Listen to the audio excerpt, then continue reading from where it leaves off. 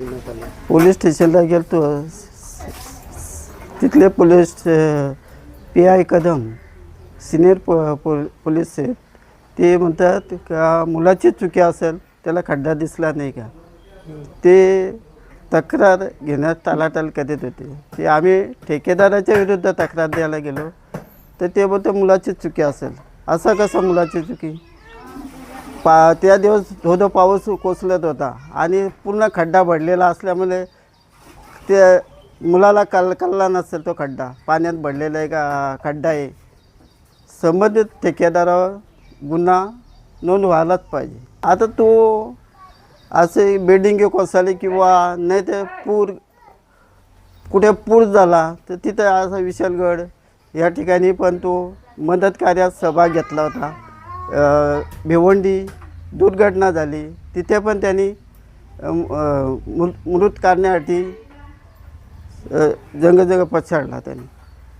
काल दिनांक 3 ऑगस्ट 2026 रोजी सकाळी एक अपघात झाला होता गोटेघर येथे.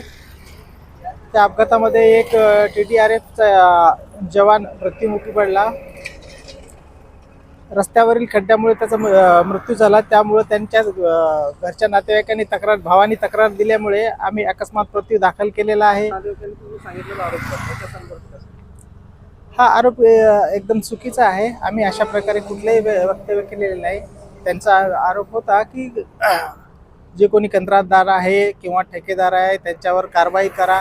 त्याबद्दल आम्ही सांगितलं त्यांना स्पष्ट. त्यांचे भाऊ होते, त्यांचे नातेवाईक होते, इतर नातेवाईक होते, त्यांना सुद्धा आम्ही सांगितलं की बाबा जे काय आहे अकस्मात मृत्यू दाखल करू. त्याच्यामध्ये चौकशी चालू आहे.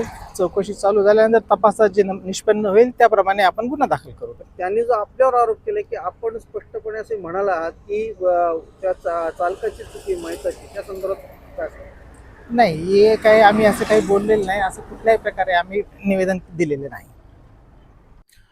शहापूर पोलीस स्टेशन येथे ADR नंबर 62/2026 हा दाखल आहे, ज्यामध्ये 3 ऑगस्ट 2026 रोजी सकाळी 4:30 वाजता मुंबई ते नाशिक या रोडवर मुंबईच्या दिशेने विकास गोरे जे TDRFमध्ये काम करत होते त्यांचा खड्ड्यामुळे अपघात झाला अशी तक्रार दिलेली आहे. त्याच्यामध्ये ADR दाखल आहे.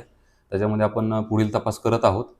तर त्यात पोलिसांनी काही नातेवाईकांना असे बोलले असतील तर आपण त्याची चौकशी करू आणि त्यात योग्य असेल ती कारवाई करू.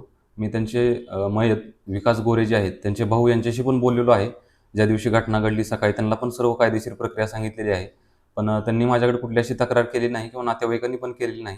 तशी काही त्यांची तक्रार असेल तर आपण त्यात चौकशी करू आणि योग्य ती कारवाई करू. मला सांगितलं की त्यामध्ये ADR ऑलरेडी दाखल आहे.